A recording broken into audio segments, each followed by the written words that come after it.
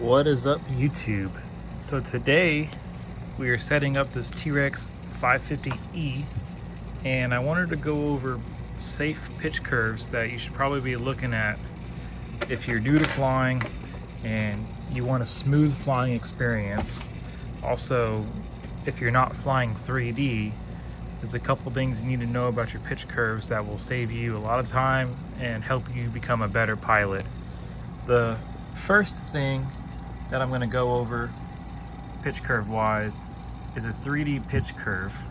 This is when you're reading an instruction manual and it tells you to set your pitch and you're doing positive 11 degree of pitch and negative 11 degrees of pitch and 0 degrees right in the middle of the stick.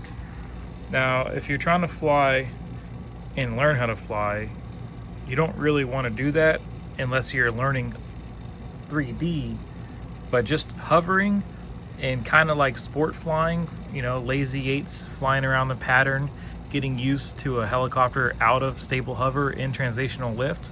You're gonna want your center stick, and this depends on what helicopter it is. Scale helicopters require a little bit more. Pod and boom like this require a little bit less, but I like to keep between 3.5 to 5 degrees of pitch at center stick. Since this is a lighter helicopter, you see I put mine at 4, and that's a pretty safe middle ground for your pitch at center stick. That's going to allow the helicopter to actually pick up and be hovering at a stable hover at center stick. That way, when you're moving your collective, you're not bouncing the helicopter all around trying to keep it in the air. Also, another thing for your curve, I'm going to jump in here. This is the Radio Master. I don't usually use this radio too often, but notice how I'm not using a straight curve. My curve is kind of like an S. You do that because you want a little bit of expo. Now, if you look right now at center stick, so we get both of those in there. You see the stick and you see the pitch gauge. If I just barely bump that, that's about 2 degrees of pitch change in just a tiny little bump. What you can do is you can make this curve. So let's lower this. Whoops. About there,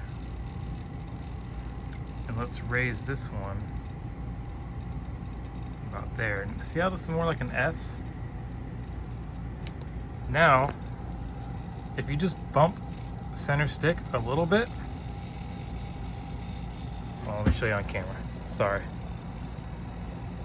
If you just bump your stick a little bit, now it's a small pitch change as opposed to a large pitch change. This is essentially adding exponential to your pitch curve, which will help you hover smoother.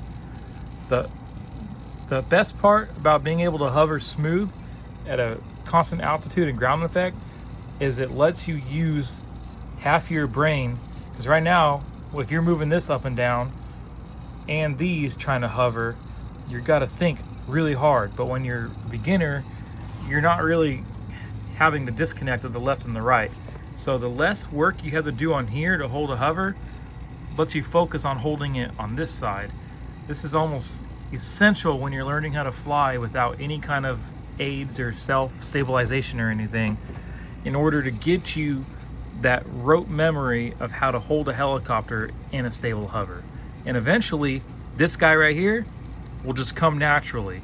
You won't even have to think about adding collective when you need to add collective, turning the helicopter around, pirouetting, hovering nose in. All that stuff will eventually come natural just the more you do it. You just gotta get out and do it. But this right here is a great system to use for any beginner that's trying to fly a collective pitch helicopter that doesn't have any sort of stabilization aids or any of that stuff. And I highly suggest, unless you're dead set on just flying 3D as soon as you start flying, to do something like this and just get used to how the aerodynamics of a helicopter work. It will teach you a lot, and it goes a long way. But anyways, this is a short little tech tip deal for you guys. If you like this kind of video format, let me know. I would love to share a little bit more information on these model helicopters and how to set them up and get them flying smooth. This right here is actually the Beast X. I don't usually use the Beast X too often, but it is a good system and it works. But all of these tips are universal with any non-GPS stabilized flight controller and almost any helicopter. I apply the same kind of stuff on the scale helicopters, on the big scale helicopters, and the pod and boom helicopters. Even my little Blade 230, I do the same stuff. And when you see them fly in person, just rock solid. But anyways, if you like this video, feel free to subscribe and look out for more.